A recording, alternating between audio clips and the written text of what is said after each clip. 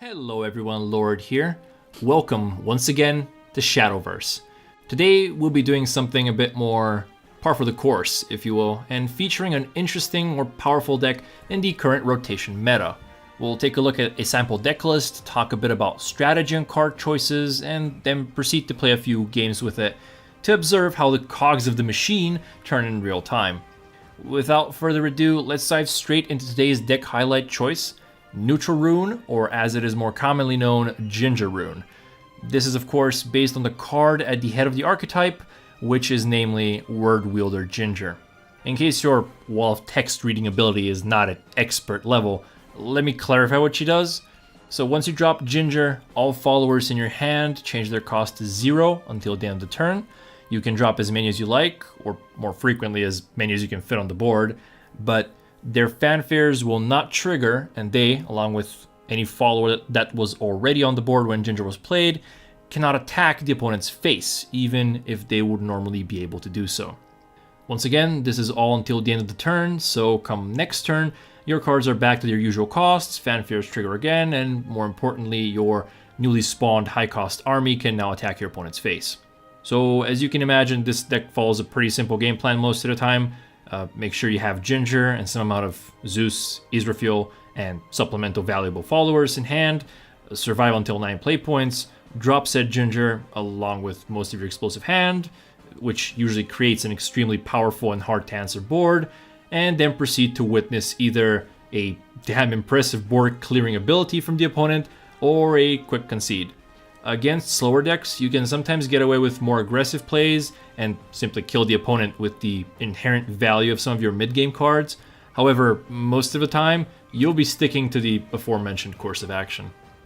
So with such a simple and particular goal in mind, I think it goes without saying that the deck is pretty focused in what it does. Everything that isn't part of the combo, read Ginger, Zeus, and Israfil, is a support card that either is an okay drop with Ginger or helps you not die before turn 9. With Zeus and Israfil being neutral, going for a neutral-centric support package is only logical, and the high board control value of cards like Hector or Felice definitely does not go to waste here. Abomination presents a pretty dangerous body that often feels like an undercosted ward follower against mid-range decks, and Lion Champion does work against small follower-centric boards. Pretty much everything else, everything that doesn't protect you or help you contest the board over and over without evolution points, is card draw to help your gas tank stay topped up and make sure you have your combo by turn 9. There are a few variations, most commonly in regards to the cards Illusionist and Star Reader Stella. However, about 30 or so of the cards that comprise this list are actually the very basic skeleton for the archetype, so you will find most lists looking more or less the same. Overall, the deck is pretty consistent and quite powerful, things which are attested by its popularity and performance both on ladder and in tournaments. It does have some shortcomings, although not too common. Brick draws with this deck are Nephthys levels of bad, and actually piloting the deck takes a bit of getting used to, as you will often have to make risky or particular plays if you've not drawn into your board control tools. Ironically, milling away your win cons is also surprisingly common considering the amount of multi-card draw in the deck. Finally, due to its popularity, it is also more common to face opponents who are actually keenly aware of these shortcomings and seek to exploit them to the maximum. You will find it much more difficult to win against someone who can very reasonably guess your possible outs and intelligently plays around them. So to sum it all up, if this kind of deck greatly appeals to you, or you already have some or most of the legendaries included here, you might want to give it a shot. It is great fun. However, if you are a newer player or don't have many resources to spare, you may want to be cautious when considering this deck for ladder. You will definitely lose a bunch of games just due to the deck's quirkiness, and considering that almost all of the deck's key pieces will rotate in about a month, it is a pretty expensive gamble to make, at least when it comes to vials. With all that in mind, let's actually take a look at how the deck plays with a few games from a recent short session I did with Ginger in Low Masters. I hope you find them enlightening. Alright, it seems we're facing off against another Runecraft player. Going first is definitely an advantage here if this is a mirror match. going to keep the Felice because when we're going to have Evolve on 5, and if we can evolve Felice, it's going to be a pretty big swing. I tend to like keeping a 5-drop if we are going first. It is very greedy against aggro decks, but I doubt this is an aggro deck. Or well, I can't imagine this being an aggro deck. Just playing out some things for tempo. Not really too much behind it. Okay, well this is most definitely not a Ginger Mirror. So this is either a Giant Chimera or a Burn Rune, and it is more likely Burn Rune.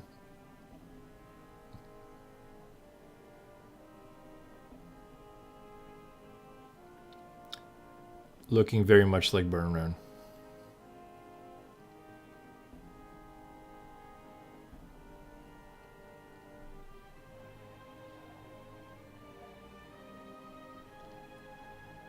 We're just gonna place a few bodies on the board.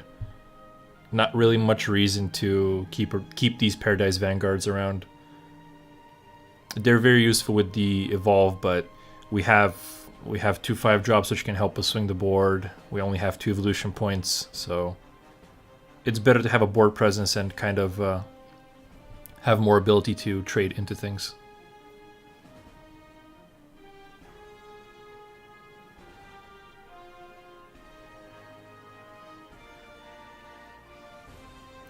Seems our opponent's really torn on what to play.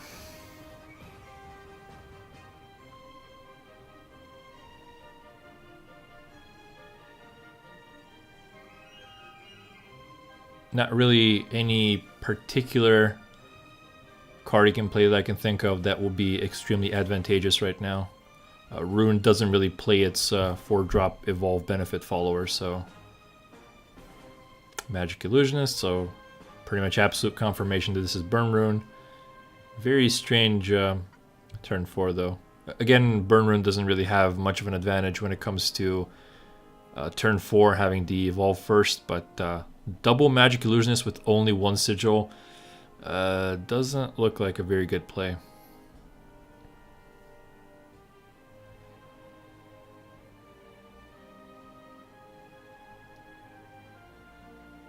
Okay, a couple options here. We can just clear that guy away. We could play a Felice, we could play a Hector. Have a second Felice now, so Felice is somewhat more expendable than Hector at this point. Plus Hector can hit face, so somewhat more valuable. Felice can kill high health followers, but I think the highest health follower I can think of that he could have is Wizards of Oz, so we're just gonna go super greedy here because he cannot really restore his health. And one of the major ways to deal with my board would be Mutagenic Bolt. So if we get him to low health, we can kind of turn off that option for him. So if I have a full board and he Mutagenic Bolts, if he has around 5 health, it's going to be very, very risky for him. Or he's going to have to Mutagenic Bolt and then clear the rats, which is going to be very difficult. So let's see how he responds. It's going to be quite a challenge to clear this Felice if he doesn't have Wizards of Oz. Or just a big body to evolve into her. Plus he's going to have to trade away his Illusionists unless he has an Earth Sigil as well. Mage of Nightfall, no Sigil. Ugh. Feels bad, man. Okay, he's playing the Sigil now. I guess this is to keep one of the Magic Illusionists in play.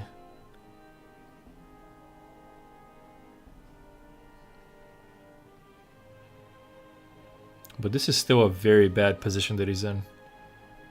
He has no sigils left. Okay, one of his illusionists goes away. So he's left with 1 illusionist, no sigils. He's on 10 health. We could push our advantage with Hector.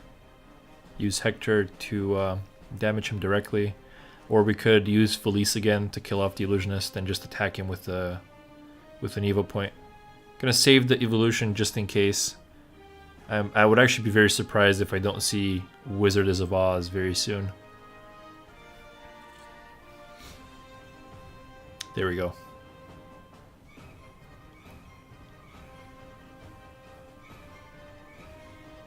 Chain Lightning.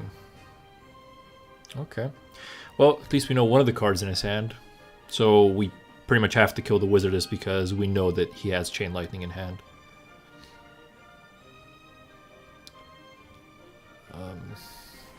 Not a lot of great solutions to this Wizardess. See, Felice would have helped here, but we kind of used her offensively already, so it might have been better to play Hector the previous turn, but a bit late now. We're going to have to take this route. To be fair, I don't think Rune has a lot of ways to deal with a 1 health follower in a very efficient manner. That is to say, it doesn't really matter if he's at 1 health or at 3, because they would use the same tools. There you go. So 1 health or 3 doesn't really matter. Feels kind of bad to use my evolution point in that way, but we didn't really have a lot of options considering the route we took. We're just going to fight for a bit of board control here. We're kind of getting close to our win condition. We're just missing Ginger. We already have quite a bit of Ginger fuel in hand. In fact, we have pretty much the perfect Ginger board. We just need to draw Ginger herself. Plus, the opponent has no evolutions. He can't really respond to our board very aggressively. So, well, no Ginger. We could try to draw into her. We have quite a bit of draw. We could just land an Israfil and wipe his board as well. I think that's also fair play, but I mean, that will have to be next turn, and because we don't have the evolution point now, so I think it might be better to dig for Ginger. Let's see what we get. All right.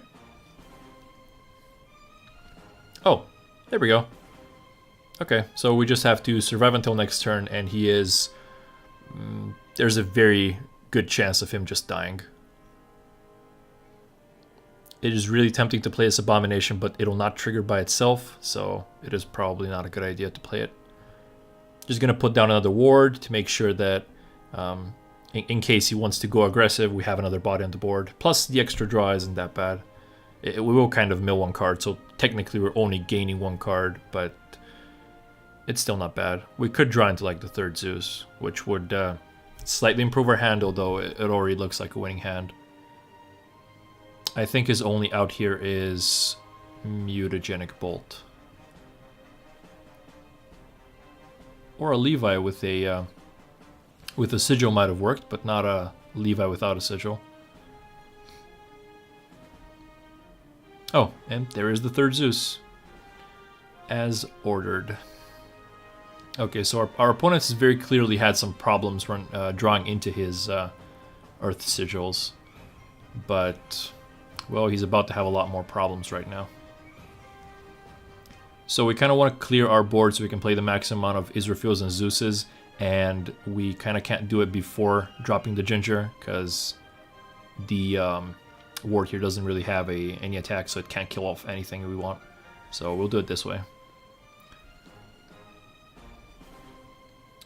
Again, he could play Mutagenic Bolt here, so we should take a few precautions. I don't think landing the last Zeus is a good idea. We're going to put something down just to have a 5th follower, but we're going to keep the Zeus so that we can kill him if he plays Mutagenic Bolt and doesn't kill off all the rats.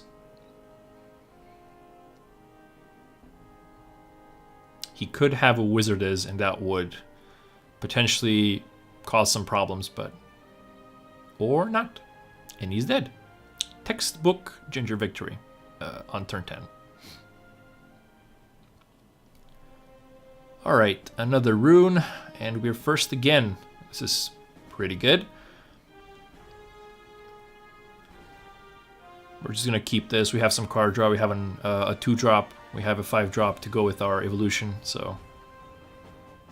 Abomination's pretty good. Although it's better when you're second, but this is pretty good.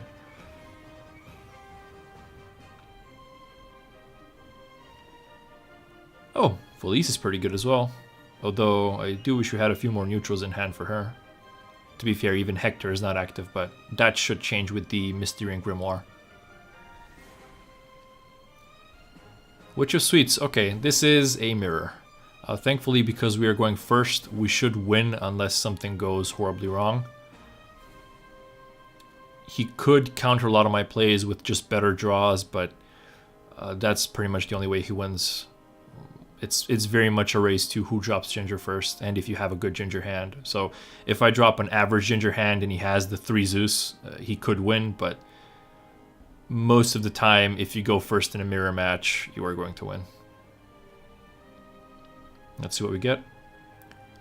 Okay, there's our Ginger. So that's kind of 1 point off our checklist, and we don't have to worry about milling her anymore, because we are playing fewer copies. So that Strix is actually pretty scary.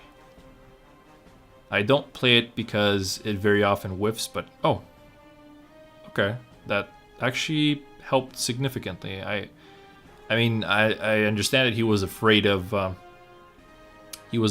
me actually activating the Abomination, but little did he know I could not actually activate it.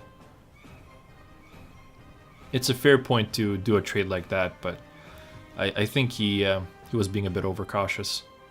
That Strix would have been a major problem if he just left it at 7 health. Okay, some pretty textbook trades here. Just showing me that he also has decent mid-game cards. He's drawn into his 5-drops, but I guess we're just going to go a couple of rounds just exchanging blows, just trading Hectors, trading Felices. I could evolve and go aggressive here, but it makes no sense. Again, I just need to get to 9 first and have a good Ginger hand, so I'm going to save all the evolves I can to make greedy plays later on. If I draw into Elta as well, I could just completely counter him. That is, in fact, now that I think about it, one way he could stop me from winning by being second. If he manages to drop a decent ward and Elta evolved behind it that I can't deal with, then he could just straight up win off that. Gonna play the Abomination here because we have the Singer, although it is kind of risky because we can't really trigger it next turn unless we draw into Grimoire, or we do one of those not very good plays with evolving either a Singer or a Bellringer. But he has 1 evolution point left, and as I said, Elta is like one of the few things I can think of which would really screw me over. So, Alice? Well, okay. Well, that was a really bad turn. Alice is... Oh. Well, that was lucky. So, the opponent... he's going to have a bad day here. We drew into the perfect card to activate our Abomination. Plus his turn was very bad. He only dropped Alice, which I do not see anymore after she got nerfed. But he only dropped Alice, which was 4 out of his 7 play points. So it was an extremely low tempo turn from him, and it was an extremely high tempo turn from me. So even without Ginger, I might have just won off of this tempo swing alone. Illusionist into Felice and Paradise Vanguard. So he's not going to use Elta, which means that my Ginger is going to work for sure. Now it's just a matter of comparing who has the most, like the best Ginger setup. So if he has the triple Zeus Ginger, we could also not play Ginger, but I think if we do that, we're just going to throw away the game. Oh, there is actually a really good line of play here that I am seeing. Just making sure that everything is exact. Yep. So we're going to attack with the Abomination, drop him down because we're not going to trade with the Abomination. We are actually going to use those evolve points we saved. We're not even going to use the Zeus here. We're just going to evolve our Israfil and use her swing to everything to just clear his board. The Felice is illusionisted, so she will go away. So this is a pretty sticky board. He needs... I'm not even sure triple Zeus can clear this, because he needs 1 Zeus for my Zeus, 1 for the Bellringer, 1 for Israfil, but the other things still kill him, so... Oh, he will have a ward, so I guess he could survive, but it's looking bad for him. Okay, Israfil Zeus. He does need at least 2 Zeuses, though. Another Alice. What? What is this deck? Well, he's lost though. He's dead. Another textbook mirror victory. Sure, Daria, I'll take it.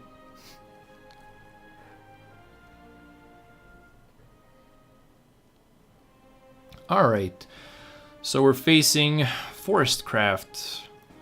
I don't really have the greatest track record against Forestcraft. This game pretty much depends on the early game. If he has brambles, like constant brambles, and he can just trade away from my board, it could get really sketchy. This deck very much relies on mid-game tools to stabilize, so Hectors, Felices. If I don't draw into those and he just keeps up with standard forest shenanigans, it's gonna be bad. I'm assuming this is mid-range, by the way. Just everybody's playing forest mid-range, so I think it's a pretty safe assumption to make. Starry Elf draws the Wood of Brambles. We've seen this one before. I'm just throwing the Elta out there because Forest has some decent battle cries, but I can't really protect him behind anything yet, so I could prevent a Cassiopeia, but it takes way too much setup in this case. Considering I don't have like a really good Abomination setup, I don't think it's gonna work.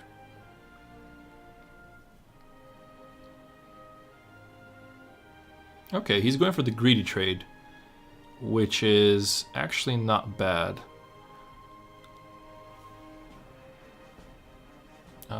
Couple of options here. Yeah, 3 bell ringers is a few too many, though. The card draw would be very nice in the following turns. Abomination is one play, but Evolving Abomination feels pretty bad. I could aggro him, but he does have healing, so I don't like rewarding his bad play or his greedy play previously, but this is the way to go, I think.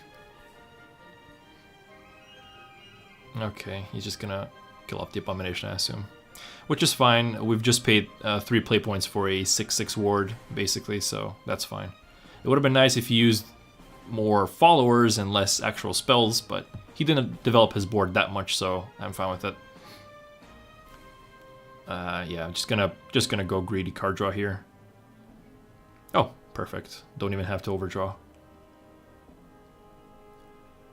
Okay, this is excellent. So we kind of took advantage of his low tempo turn that he used to kill the Abomination to kind of develop our own board slightly, but also just draw cards to try to get the Ginger combo. Forest typically kills you on turn 10 with Jungle Wardens or Elephant, so I don't really have to worry too much about dying before that if he doesn't have like a good start. So, or he uses the more aggressive package with Elf Song and Fairy Driver. And so far we've seen none of those, so he's playing his fairies pretty freely as well, so I can actually take advantage of that. So we have a very unique board situation here. I am full on cards though, which is pretty bad. I kind of want to dump cards, but most of the things in my hand actually draw cards. So this could definitely be better. Dropping the Bell Ringer is pretty good because, well, it overdraws us incredibly much, but it allows us to basically time walk the opponent. So the opponent is not going to be able to play anything this turn because the Bell Ringer is not able to kill any of his creatures, of his followers, so he cannot play anything. His board is full. It is a pretty big tempo loss from my side, plus we milled quite a few cards. I did not like milling that one, but however, our main objective here is to get to turn 9. Even a suboptimal Ginger setup is going to be very effective against Forest because outside of Cassiopeia, they don't really have a lot of tools to deal with it. So basically making the opponent skip a turn, even if I have to trade some cards and health for it, is usually a pretty good deal. So we're just gonna fight for the board this turn because we can't do the same thing again. It's going to be too much. Plus the Brambles will expire, so he will have one spot for sure.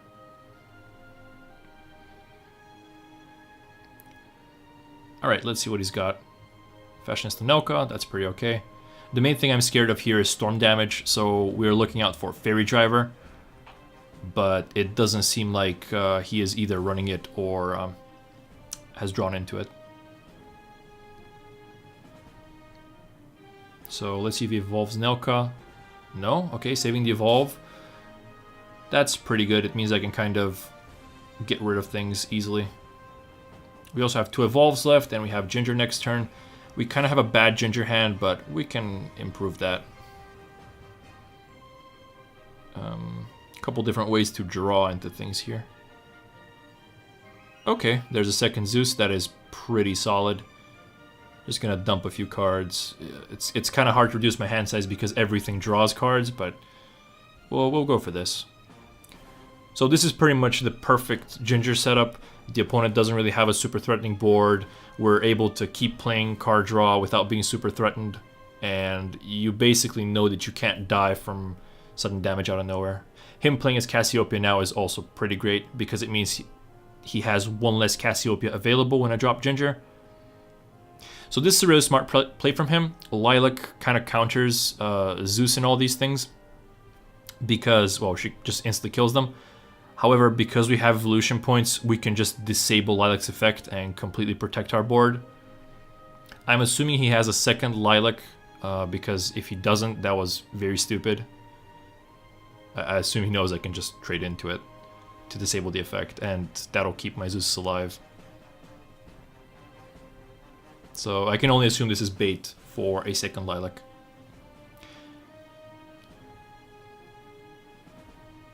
Just gonna play all the wards, just protect everything. I really like Bellringer in this deck as well because it draws you cards even when you drop her with Ginger. So if your first Ginger fails, you can reload your hand and potentially go for another one, or draw into just normal Zeus and play him out for 10 and potentially kill the enemy or protect yourself. King Elephant. Okay. So I assume he has a way to recycle it or play another one to kill me. However, he's being very optimistic and thinking that I do not have lethal with the current board.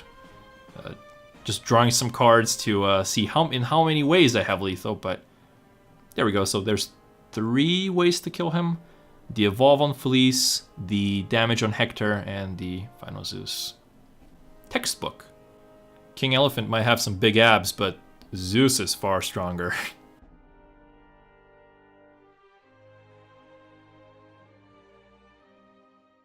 Okay, so this looks pretty sketchy, but we do have a pretty good board, so maybe he can't kill us. Oh. Okay, I'm just going to assume that that drew into a bunch of other deal damage to face effects, which probably means I'm dead next turn. So much for this good board. Well, I mean, what's the chance of him not having double Snarling Chain or Razor Claw? I guess we'll draw. Okay. Well, I am going to put all my faith into the fact that he did not draw double Snarling Chain or Razor Claw. Just gonna hope that his only damage is another Phantom Cat. Or, well, Dark General later on, but for now, just Phantom Cat. Is this extended BM? Is this going to be the Razor Claw when the turn is ending? I don't know, okay. So Singer with no fanfare. I guess he just wants it for the last words next turn to try to draw into the next Razor Claw, because I can't really lethal him. Alright, let's put down a ward just in case. I'm not sure what he could have, which is a Storm and not a Fanfare Storm, but Is Implanter legal?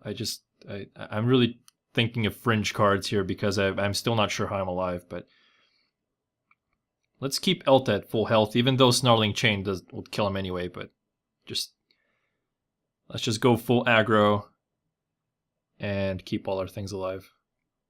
Is it the Razor Claw? Attack into the guy, draw a Razor Claw, kill me, emote BM.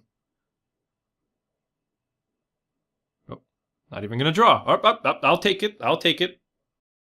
Thanks, Zelda.